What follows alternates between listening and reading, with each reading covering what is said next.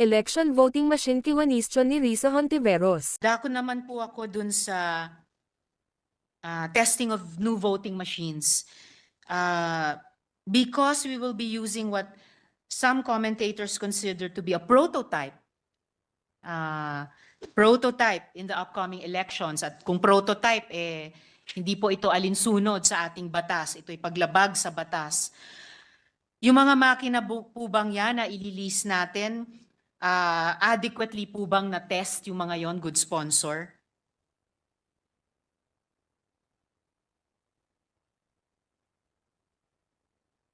Yes, the commission hesitates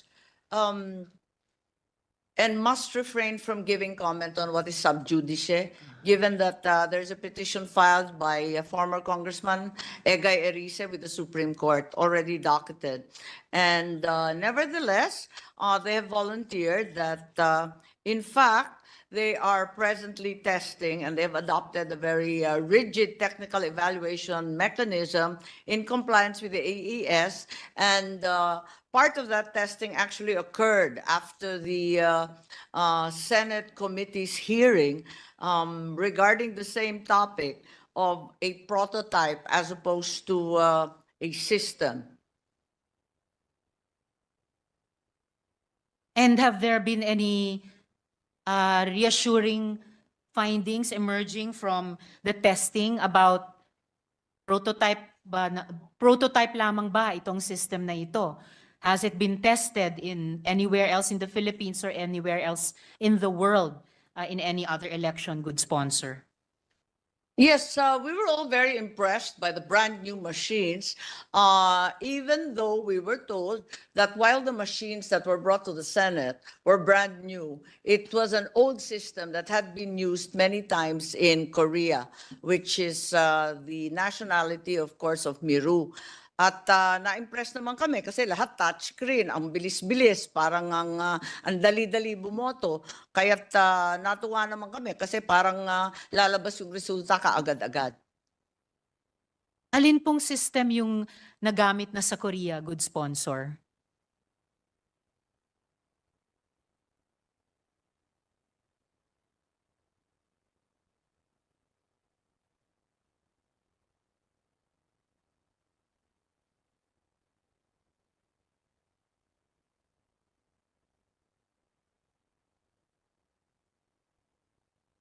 Yes, we are combining the touchscreen OMR system that's used in South Korea and the shading system, the DRE that we're familiar with here in the Philippines.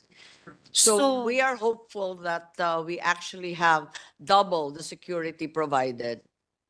So, good sponsor, yung OMR system nagamit na nga sa Korea. Yes, Pero paulit-ulit na po. Yes. Ganon din yung shading na DRE ng Pilipinas. yes, subukan na natin ang DRE dito sa Pilipinas. Pero yung kombinasyon ng OMR at DRE, nagamit na rin po ba ito sa Korea or nagamit na po ba ito sa kahit alin pang ibang bansa, good sponsor?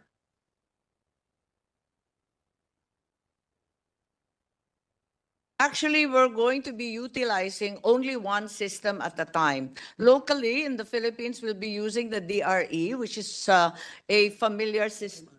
I'm sorry. We're going to be using within the Philippines the OMR, the touchscreen system, locally here in the Philippines, which is the shading. And overseas, in the 17 different posts that will be allowing internet voting, we will not be using OMR or the internet voting. DRE po sa overseas, good sponsor. Yes, that's correct.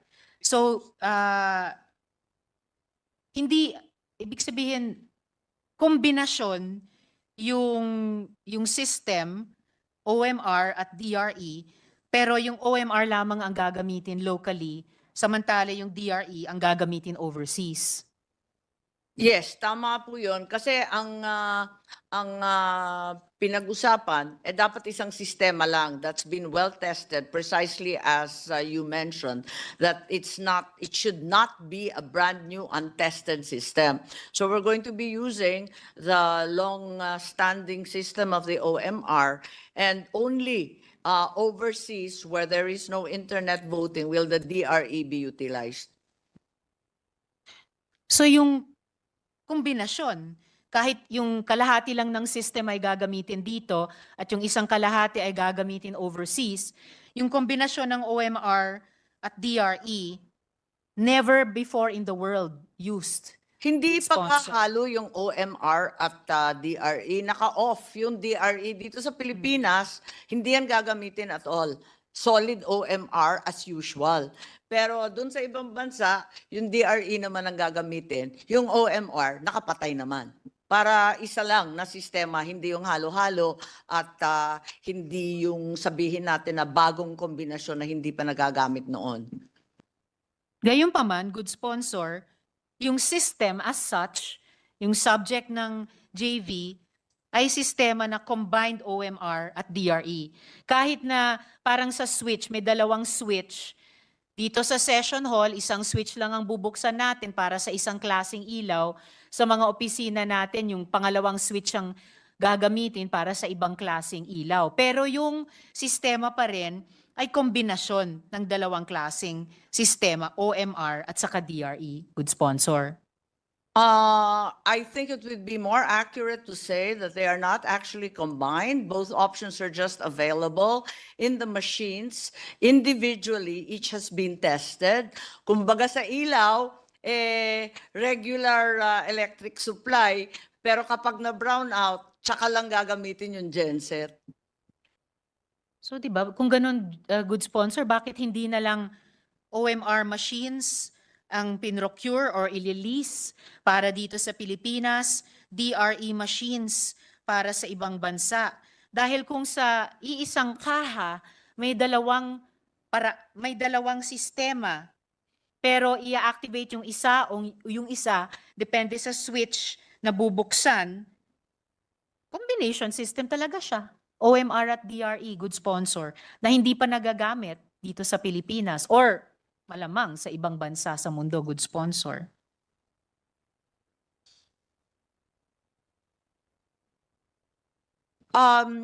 Eto kasi ang nangyari na yung mga machines both have each of the machines have both systems, but they will not be turned on jointly and combined in some confusing or sinister way. Instead, ang nangyari na pareho kasi ang presyo ng DRE at OMR. Sa totoo lang, yung DRE nagamit na rin sa Maguindanao noong 2008. Mas advanced sana yung DRE kasi maganda nga yung touchscreen. Kaso nga lang, abala yung COMELEC sa dinami-dami ng ating botante, baka mag-bog down o mahirapan. Kaya yung OMR na pareho sana ang presyo, mas low-tech, yun na lang ang gagamitin sa lokal pagkat napakarami ng botante natin.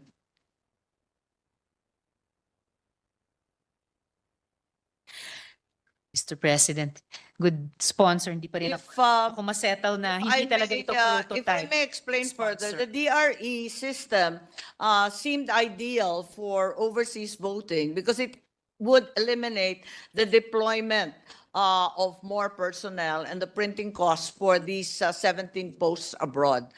So the DRE was seen to be the more practical option. Doon lang sa 17 posts. Otherwise, lahat ay babagsak sa OMR para makasigurado tayo. So sana pala, good sponsor, nag-lease na lang tayo ng 17 DRE machines at the rest, kung ilang libo, ililiis natin na OMR. Baka lumabas pang mas mura. Kesa may karamihan tayo ng mga combined OMR DRE machines na hindi naman gagamitin dito sa local precincts natin. Siyempre, think kung bumili the- tayo ng ref, mas mura yon kesa bumili tayo ng ref combined with freezer. Good sponsor. To use a very low-tech parallel or example. I think the question never arose because all the machines contained both DRE and OMR. There was no additional cost for having two options. Parang dual SIM sa ating cellphone. Pag bumili ka ng cellphone ngayon, talagang dual SIM kahit gagamitin mo, isang SIM card lang. Well, now, how can we know na good sponsor na hindi naging mas mura kung mas maraming OMR ang ililis then 17 ang DRE na ililis? In fact, I don't think it's been adequately explained why this contract is so expensive.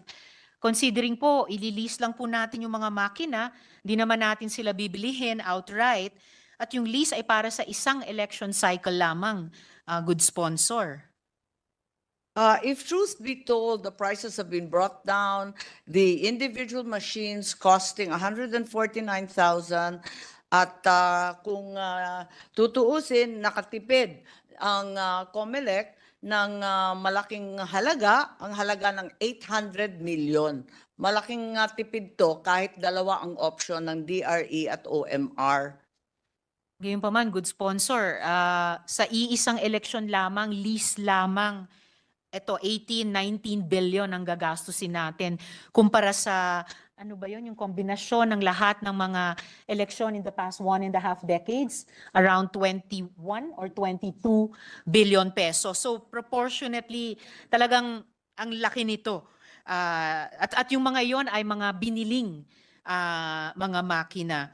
And yet proportionately, Palagay mas ko mura. kailangan tignan ng isa-isa at himayin yung kontrata kasi nakabundle po, pati yung printing ng balota, nakabundle siya sa makina, nakabundle pati sa ballot box. Lahat yan dinala rito sa Senado pinakita nila at iisang kontrata kaya nga mukhang malaking malaki pero napakaraming sangkap niyan.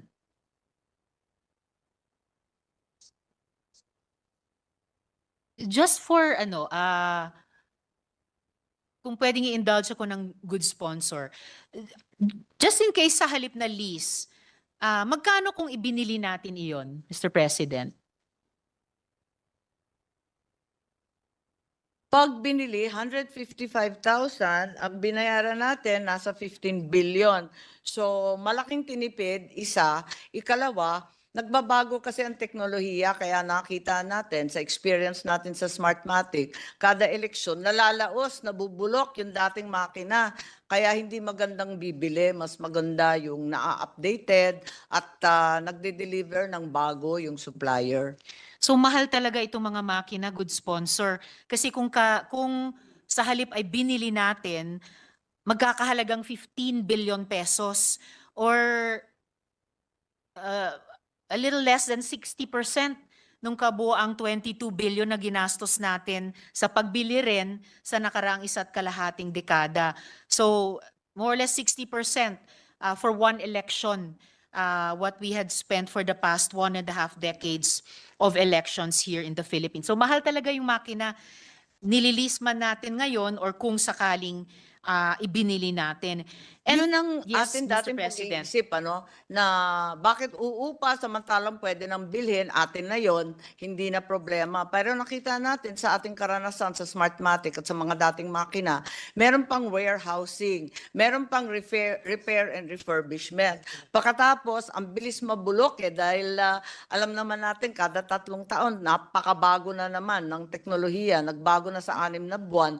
So bulok na talaga at hindi na magamit yung mga nabili natin. Kaya ang pakiwari ng ating komisyon, imbes na bibili, mangupa na lang. Tapos wala ka pang gasto sa warehousing, sa bodega, sa refurbishing, sa repair, sa tao. Tapos updated pa yung teknolohiya ninyo. Hindi kayo na-stock up dun sa luma. Ayun, good sponsor. Speaking of one of the points you mentioned, during the COMELEC budget briefing, we requested documents related to the current status and alleged unserviceability of the vote counting machines used in the previous elections. Na-provide na po ba ng COMELEC ang komite nung mga dokumentong iyon? Yes, I think all that was provided and a report was actually given as well regarding the old VCMs that are still under warranty. So under warranty pa pala sila, good sponsor. Bakit hindi natin in-exhaust yung warranty? Pina-repair o refurbish ang mga ito? Posibleng alinsunod din sa mga COA guidelines na itinanong ko rin nung nakaraang budget hearing tungkol sa paano talagang i-dispose of yung mga previously procured government equipment, good sponsor. As a matter of fact, the allegation that they were still under warranty was wrong. Firstly, the warranty was a very limited warranty to parts and service only for 3 subsequent elections. Nag-expire na yung warranty in effect 2024, samantalang election natin 2025. So, yun ang problema at dineklara ng unserviceable yung ating mga VCM. Kaya't sinabi na ng commission sa kanilang isa pang minute resolution na yung mga machines have already fully reached their economic useful life and are thus unserviceable. Perhaps finally, good sponsor, the electorate might not be familiar with the way these new machines operate. Nakapag-allocate na ba tayo ng sapat na pondo para sa voter education? Yes, I think a nationwide and comprehensive roadshow is going to be conducted by the COMELEC for voters' education beginning in a few days, December 2 until January 30, to make certain that voters are familiar with the new system. And may sapat na pondo pa na para sa roadshows na yon, good sponsor. Nakabudget naman po.